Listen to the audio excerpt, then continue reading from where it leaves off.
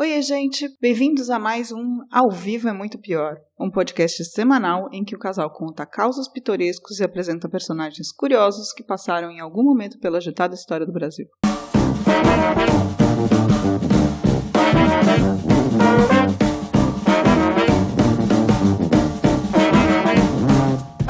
Olá, eu sou o Danilo Corsi. E eu sou a Camila Kintzel. Atenção, o programa a seguir contém descrição gráfica de violência. Se você tem problemas com isso, por favor, pode parar de ouvir agora, porque vai ter várias no episódio. Certinho?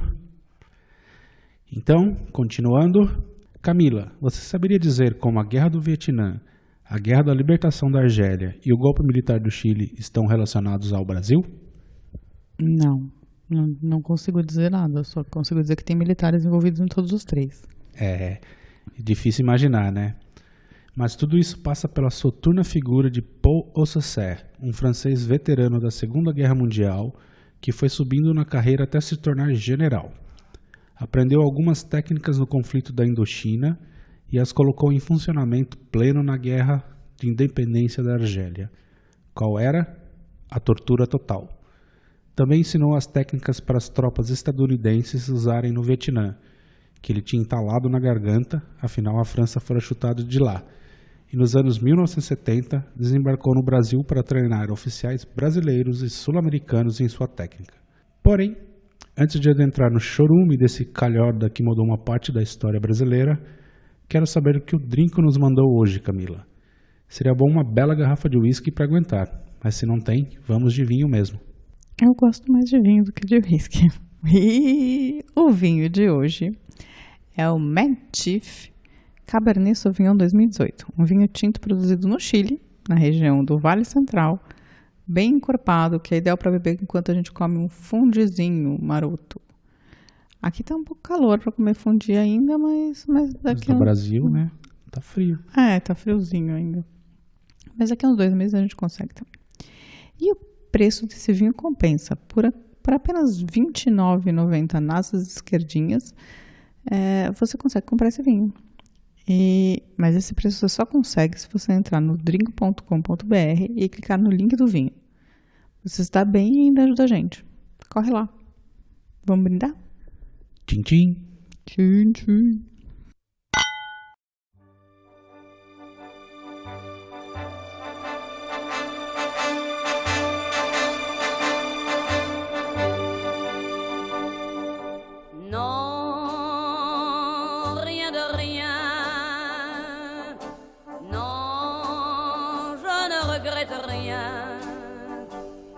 Ni le bien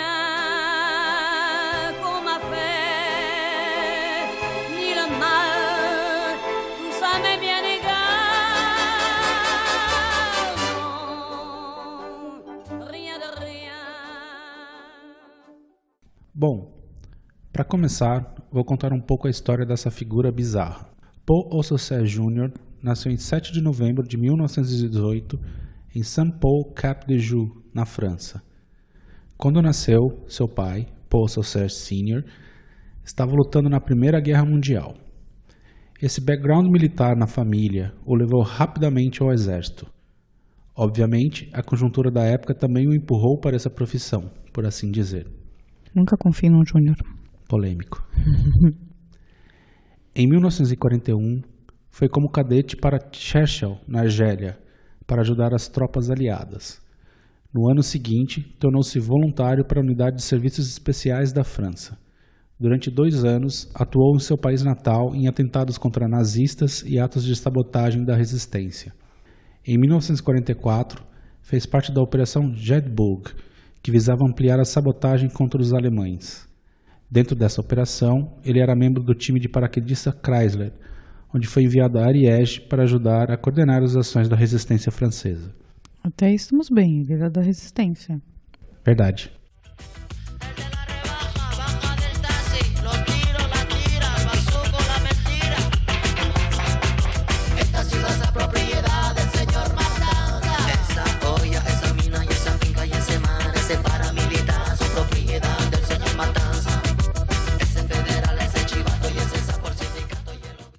Com o término da guerra, Paul estava pronto para dar saltos mais largos na carreira e adentrar em um território sem limites. Em setembro de 1946, ele se juntou ao 110º Batalhão de Choque, que comandou durante os anos de 1947 e 48.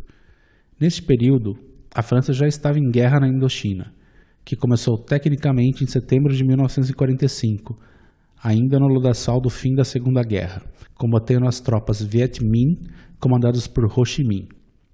Paul se juntou ao 1º Batalhão de Paraquedistas da França e foi para Saigon. Durante 5 anos, esteve em combate e viu a França levar um cacete de Ho Chi Minh. No final de 1954, a França fez um acordo com o líder comunista e o Estado do Vietnã do Norte surgiu. Tanto o comando do Vietnã do Sul como os Estados Unidos não aceitaram o acordo, que levou à famosa Guerra do Vietnã, ou a Segunda Guerra da Indochina, ou, como é conhecida por lá, a Guerra Americana. Apesar da França ter abdicado do combate, parte de suas tropas ainda estava por lá, Paul incluso. Em 1955, começou seu histórico. Em um vilarejo do Vietnã, ao saber de um assassinato no local, ele capturou o assassino e, para conseguir a confissão, torturou-o por 12 horas seguidas pessoalmente. Conseguiu o que queria e executou sua vítima. Mas outras coisas preocupavam a França, especificamente a Argélia, que já vivia um ambiente de independência. Então, Paul foi transferido para Philippeville como membro do Corpo de Inteligência.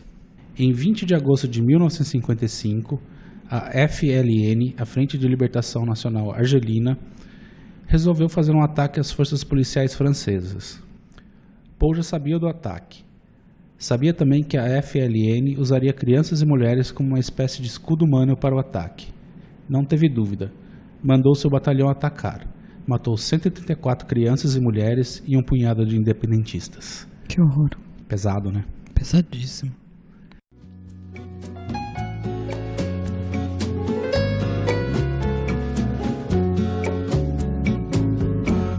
Ils veulent m'offrir des voitures, des bijoux et des fourrures, toi jamais. Mettre à mes pieds leur fortune et me décrocher la lune, toi jamais. Et chaque fois qu'il m'appelle... No ano seguinte, foi treinado na Inglaterra para participar da Batalha do Suez, uma espécie de intervenção europeia na guerra entre Israel e os países árabes. Um ferimento o impediu de participar e retornou à Argélia, agora no comando da inteligência francesa em Argel. Em 1957, interrompeu uma greve geral, usando suas tropas para forçarem, com violência, o funcionamento do transporte público. Também mandou soldados abrirem à força as vitrines das lojas, obrigando assim os donos a abrirem o estabelecimento com medo de saques. Mandou enforcar Larbi Ben Mehidi, um dos líderes da FLN, e construiu a narrativa de suicídio. Tudo isso dentro do contexto da famosa Batalha de Argel, cuja história por si só daria um episódio. Inclusive, a França se recusou a aplicar a Convenção de Genebra nesse conflito. Então, vou me ater apenas aos detalhes que tenham a ver com o nosso personagem do dia como protagonista. Eita. Com carta branca dada por Jacques Massu, o general interventor francês, Paul deitou e rolou. Resolveu implementar o uso da tortura total contra os adversários. Fosse quem fosse, assim que capturado, o uso de tortura estava liberado. Só para dar uma ideia do que ele mandava fazer, ele também fazia. Espancamentos. Mandava colocar eletrodo nos ouvidos ou nos testículos para aplicar choque. Despejava água no rosto da pessoa imobilizada até ela falar ou morrer afogada. Decepação das falanges dos dedos com facas de serra. Se pensar que cada dedo tem 3, então... Mas vários desses foram usados no Brasil também, né? Essa coisa da água, eu esqueci. Vai chegar lá. O resultado final era sempre o mesmo. Falasse ou não, a vítima era sempre assassinada. Para o mundo, ou a pessoa tinha se matado, ou estava desaparecida. Eu tenho uma dúvida. Tortura total é um termo cunhado por ele? Não, tortura total é um geral. Porque você... É dele, assim, como uso corrente. Entendi. Estado de tortura total. Pegou, tortura. Não tem conversa. Entendi. Sua brutalidade era gigante. Um dia, separou 1.500 prisioneiros, todos muçulmanos. Fez uma série de testes violentos e conseguiu separar 100 dos mais durões, por assim dizer. Executou todos, pegou os corpos, levou a um cemitério muçulmano, mandou cavar uma cova rasa, colocou os corpos em direção a Meca e os deixou expostos para passar o recado. Nossa, sem cumprir os ritos, isso é muito complicado. Ah, outra coisa também é que ele criou e orientou os famosos Esquadrões da Morte, grupos criados para simplesmente matar simpatizantes da causa. Conheci algumas histórias dos Esquadrões da Morte. Então, ele é o fundador. Não pessoalmente. C'est à travers de larges grilles que les femelles du canton contemplaient un puissant gorille, sans souci du qu'en dira-t-on. Avec impudeur, c'est comme mère, lorgnait même un endroit précis que rigoureusement ma mère m'a défendu de nommer ici. Gare au gorille. Mas enfim, essa era uma guerra, a da libertação da Argélia, que a França não tinha como ganhar. Já em seu final, ele ficou sabendo que Ahmed Ben Bella, o líder do movimento de independência, estaria em um avião. Não teve dúvida e mandou derrubá-lo, mas teve que cancelar em cima da hora porque ficou sabendo que a tripulação do avião era francesa. Bella, então, se tornaria o primeiro presidente argelino na história. Ele ia mandar derrubar o avião, mas cancelou porque falou, não posso matar uns franceses. Exatamente, juntos. ele descobriu que o piloto e parte da tripulação era toda francesa e ele mandou cancelar porque não queria fazer baixas francesas. Entendi. Bem, nacionalista ele. Né? Com o fim da guerra em 1962, Paul parecia acabado. Que nada. Foi enviado aos Estados Unidos como adido militar. Ali se juntou ao exército estadunidense para treinar os comandantes para a tortura total, ou guerra não convencional, que seria aplicada na já longa Guerra do Vietnã. Mas ele era jovem ainda em 62, tinha 40 e poucos anos. Sim, mas a França tinha acabado o seu período, seu ciclo de guerras, então assim... Entendi. Ele foi mandado para os Estados Unidos para dar um help e treinar os caras lá. E aí, em 1973, Paul se tornou adido militar da França no Brasil. Como parte de uma negociação de vendas de armas francesas para o Brasil, inclusive do caça Mirage, Paul deu aulas no Centro de Instrução de Guerra na Selva, em Manaus. Seu curso? Interrogatório e Informação. E aí, Camila? O que você acha de um curso de interrogatório e informação? Acho importante um curso de interrogatório e informação. Importante. Acho importante, assim, se você for pensar pro exército, é importante que eles tenham um curso de interrogatório e informação. Não esse curso, mas um curso de interrogatório é importante. Técnicas de interrogatório são importantes para a polícia, para o exército e tal. Informação é bem importante. Mas eu não imagino que esse curso seja de interrogatório e informação. Era interrogatório e informação, mas como você ia interrogar, que era a questão. Então, eu não acho que seja bem de interrogatório, assim, daqueles que estão na Convenção de Genebra, assim, sabe?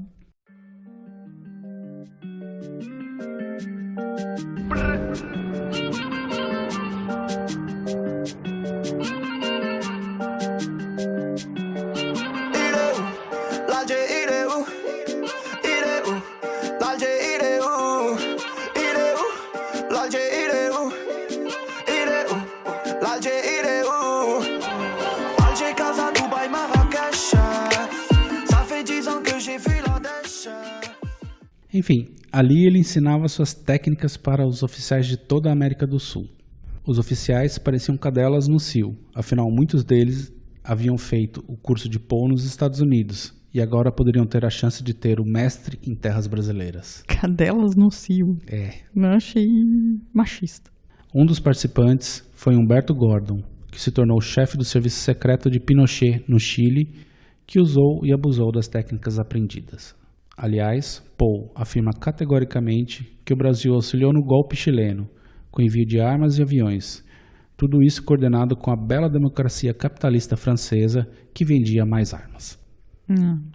Faz todo sentido. É igual aqui a Alemanha que vende armas para a Arábia Saudita e depois reclama. Fala, não, vocês não podem matar, mas quer comprar mais armas? D'une cage, le soleil passe son bras par la fenêtre. Les chasseurs à ma porte comme les petits soldats qui veulent me prendre. Je ne veux pas travailler déjeuner. Je veux seulement oublier, et puis je fume. Neste período, Paul se tornou amigo particular de João Batista Figueiredo, então chefe do SNI e mais tarde presidente da República. Adorável, Figueiredo. E também de Sérgio Fleury, comandante do DOPS em São Paulo. Outro amorzinho. Paul relatou conversas sobre táticas de grupos de extermínio com o capeta Fleury. Aliás, Fleury's e São Paulo nunca dá boa coisa, né? Lembra do governador Fleury e o seu Carandiru? Sim, 111 presos e... Vai ser laboratório, né? Que pelo menos serve para alguma coisa. Vai saber, né? Que tipo de testes eles fazem nesse laboratório. Não sei, sempre fui bem atendida. Enfim, Figueiredo, inclusive, chamou Paul para ver uma mulher que teria ido ao Brasil espionar o trabalho dele. Quando chegou a Manaus para vê-la, não conseguiu. Afinal, ela estava irreconhecível após o uso de suas táticas de interrogatório. Peraí, mas quem não reconheceu foi o Figueiredo? O Paul. Ele não reconheceu a mulher. Mas não foi ele que torturou. Ah, tá. Entendi. O Figueiredo chamou, ó, tem uma mulher lá. Aí ele falou, tá, vou ver qual que é dessa mulher. Chegou lá, ela tava um monte de carne. Ah, entendi. Eles usaram as técnicas do Paul, mas não foi ele que usou. Tá. Paul classificou o evento como um ato de defesa. E ninguém sabe quem é essa mulher? Ninguém sabe quem é essa mulher. Ou pelo menos, se o exército sabe, não tem informação divulgada. Entendi. Dites-moi d'où il vient, enfin je saurai où je vais. Maman dit que lorsqu'on cherche bien, on finit toujours par trouver. Elle dit qu'il n'est jamais très loin, qu'il part très souvent travailler. Maman dit travailler c'est bien, bien mieux qu'être mal accompagné. Pas vrai? Où est ton papa? Dis-moi où est ton papa? Sans même devoir lui parler, il sait ce qui ne va pas. Ele permaneceu no Brasil até 1975, ajudando na inteligência no combate à resistência através do uso de tortura. Depois disso, ele voltou à França para descansar e aproveitar seus dias de herói francês. Se bem que de herói ele não tinha nada, né? Na Segunda Guerra, a França não foi decisiva para nada, só atrapalhou. E nas duas outras guerras que lutou, com um papel bem controverso, ele estava no lado do agressor, né? Então, assim, herói o caralho. E também, aquela coisa, né? A gente sabe que tortura sempre foi usada na história da humanidade. Tem Inquisição aí para mostrar. Mas esse cara ignorou uma convenção mundial que impedia seu uso por forças armadas e foi além, aprimorou a técnica de maneira a confundir e deixar dúbias acusações de uso de tortura. Sim, mas ele fundou o que a gente chama hoje de tortura contemporânea, né? Ele é uma figura esquisitíssima ainda, porque ele teve catarata no olho esquerdo e passou a usar um tapa-olho preto, que dá uma imagem bem marcante de monstro. É, aquela novela mexicana, A Usurpadora. É muito bom. Os malvados sempre usam... Assim, mas vamos considerar que, apesar da Convenção de Genebra dizer que não impediu o uso de tortura por forças armadas, na verdade, tipo... é amplamente utilizada até hoje, né? Obviamente que ela é amplamente utilizada, mas assim, supostamente, assim, esse cara que moldou esse uso por tropas hoje em dia, assim, foi ele que criou essa tortura total, ele que instaurou, tipo, você precisa de alguma informação, pega alguém? Não. Tortura até o cara falar alguma coisa. Entendi. Ele que moldou esse comportamento, assim, sabe? Dane-se convenções e vamos fazer o que vamos fazer. Ele alegava que, se eu puder salvar uma mulher e uma criança através da tortura de uma terceira pessoa, farei isso. Porque... Mas ele não matou 134? Pois é, né? diz a troco de o nada? Cara que metralhou crianças e mulheres, né? Tá.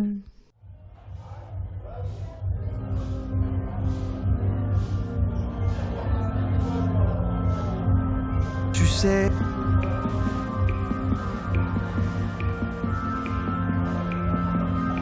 Tu sais, ce soir j'ai vu tous les joyaux de la pop. J'ai même bu à outrance toute l'absinthe de tes potes. J'ai côtoyé de rares nymphes, pris des rails en avance dans des salles bien trop noires, sans lueur d'élégance. Enfim, mas em 2000 ele fez uma coisa surpreendente. Ele resolveu contar absolutamente tudo o que fez para um repórter francês do Le Monde. E o fato abalou a França. Até o ex-presidente François Mitterrand foi implicado no conhecimento das torturas na Argélia. O François Mitterrand era o ministro de alguma coisa que eu não me lembro agora na época da guerra com a Argélia. E foi além. Escreveu 2 livros, num deles detalhando sua participação no treinamento de oficiais brasileiros para tortura durante a ditadura militar. E também que suas técnicas continuavam a ser usadas pelos Estados Unidos. Guantánamo, né? Guantánamo, sim, exatamente, contra a galera da Al-Qaeda. Em 3 de dezembro de 2003, esta praga finalmente foi erradicada do mundo, ainda que não tenha pago por nada que fez. Depois de suas revelações, foi julgado na França e teve de pagar 6.500 euros de multa por supostamente divulgar informações confidenciais. Nossa, isso é absolutamente ridículo. Passada assim. de pano monstro. Nossa, né? que vergonha, França. Pelo amor de Deus, não. Para tudo, assim. Não prendem o cara e ainda...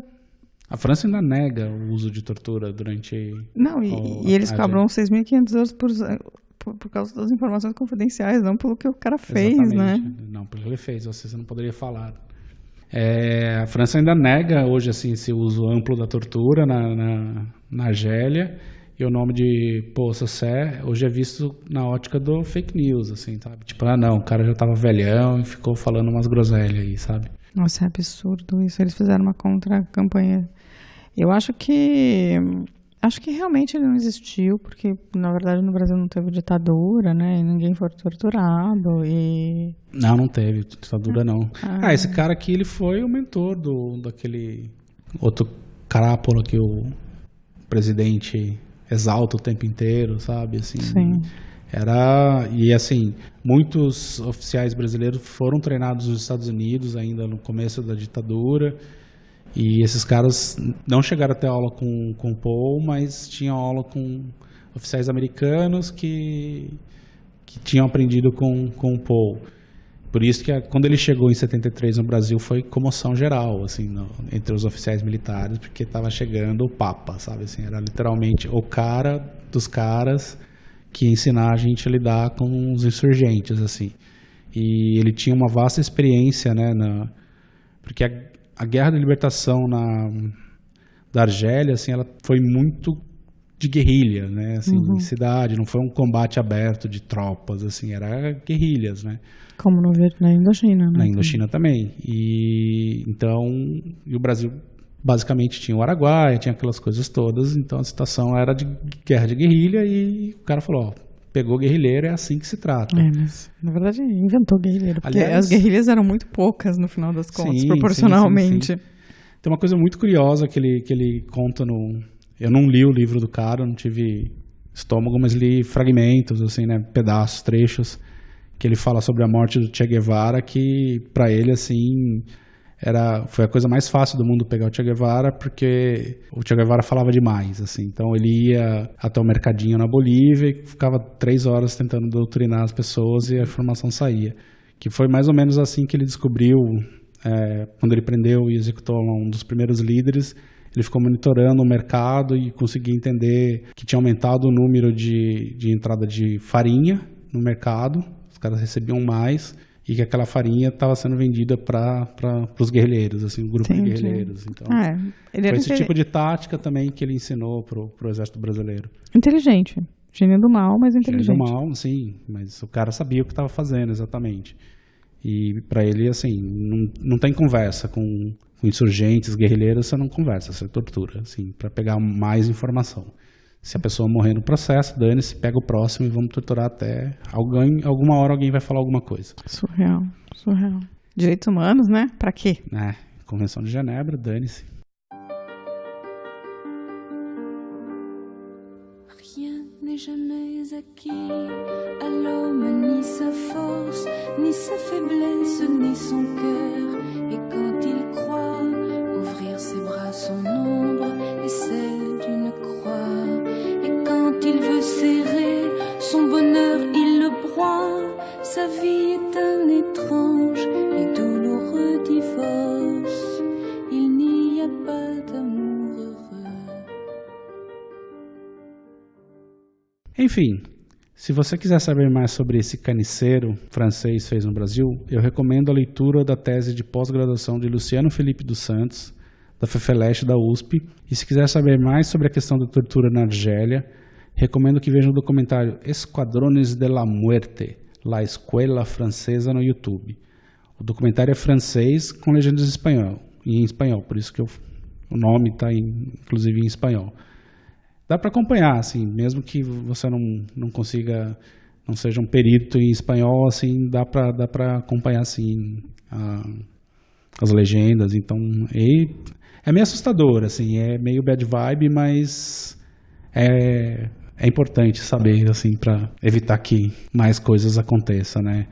Ainda mais nesses tempos, né, que o Brasil parece cada vez mais flertar com esse tipo de gente. Acho importante mostrar como esses monstros aparecem de tempos em tempos e a gente poder identificar e neutralizá-los o quanto antes, né? Você acha, Camila? Eu acho que a gente tem que voltar ao humanismo, sabe? No final das contas, assim, de verdade, assim, tem que voltar ao humanismo, assim, as pessoas estão ficando duras demais, assim. E aí dá espaço para esse tipo de gente, assim, dá justificativa para esse tipo de gente, da claque para esse tipo de gente. Desce do helicóptero e comemora como fosse um gol, né? Assim, esse tipo de coisa. Esse tipo de atitude não humana deveria ser vaiada. Sim, sem dúvida, né?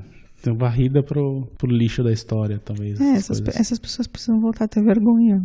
Sim, vergonha é uma coisa importante, né? Elas precisam ter vergonha de falar e fazer esse tipo de coisa, né? Eu acho que as pessoas precisam voltar, os canalhas precisam voltar a ter vergonha, os racistas precisam voltar a ter medo, sabe? A gente precisa que as pessoas voltem a ter noção do que elas estão fazendo, assim, tá muito liberado. Voltar a construir cerquinhas, né? Importante, né?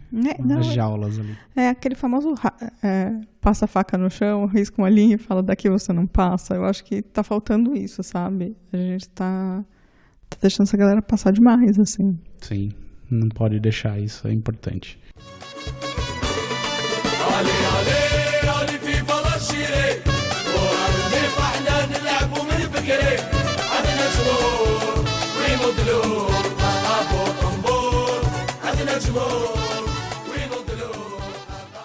Enfim, é isso.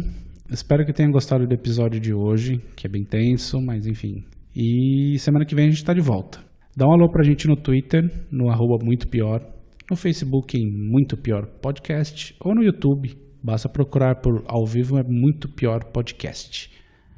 E o nosso lindo site está sempre aberto, www.muitopior.com.br. E até semana que vem. Beijo. Tchau, tchau. Tchau. Ao vivo é muito pior. Este programa é um oferecimento de drinco.com.br.